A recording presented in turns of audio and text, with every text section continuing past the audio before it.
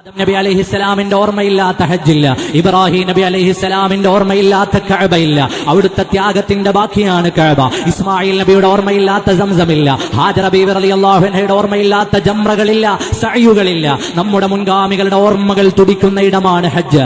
ആദരിക്കേണ്ടതിനെ ആദരിക്കൂ, ബഹുമാനിക്കേണ്ടതിനെ ബഹുമാനിക്കൂ, അവയോടുള്ള ആദരവുകൾ നിലനിർത്തൂ. മഹാന്മാർ നടന്ന ഇടം, നിന്ന ഇടം, വന്ന ഇടം, ബാക്കി വെച്ചത് ഇതെല്ലാം അനുഗ്രഹപൂർണ്ണമാണെന്ന് ഹജ്ജ് നമ്മെ തൗഹീദിനെ അടിവരയിട്ട് നമുക്ക് പഠിപ്പിച്ചു തരുകയാണ്. നമ്മുടെ കൽബിൽ ഈമാൻ വർദ്ധിക്കാനാണ്. അള്ളാഹു നമ്മുടെ കൽബിലേക്ക് ഈമാൻ വർദ്ധിപ്പിച്ചു നൽകുമാറാകട്ടെ. ഇതൊക്കെ ഹജ്ജ് കാലത്ത് നമ്മൾ ഓർത്തിരിക്കേണ്ടതാണ്. അള്ളാഹു അതിഥികളായി വിളിച്ചുകൊണ്ടു പോകുന്ന മനുഷ്യർക്ക് കാണിച്ചു കൊടുക്കുന്നതൊക്കെയും മുൻഗാമികളെ കുറിച്ചുള്ള ചിന്തകളാണ്. അവരുടെ ഓർമ്മകൾ നിലനിൽക്കേണ്ടതാണ്. മുൻഗാമികളുടെ ഓർമ്മകൾ നഷ്ടപ്പെട്ടു പോകരുത്. മുൻഗാമികളുടെ സ്മരണകൾ നിലച്ചു പോകരുത്. അവരെ ബഹുമാനിക്കുന്നതിൽ ഒരു കുറവും വരുത്തരുത്. അവരെ ആദരിക്കുന്നതിൽ വിട്ടുവീഴ്ചകൾ വരുത്തരുത്. അതെല്ലാം ഈമാനിന്റെ ഭാഗമാണെന്ന്, വിശ്വാസത്തിന്റെ മർമ്മമാണെന്ന് ഹജ്ജ് നമ്മെ പഠിപ്പിക്കുകയാണ്.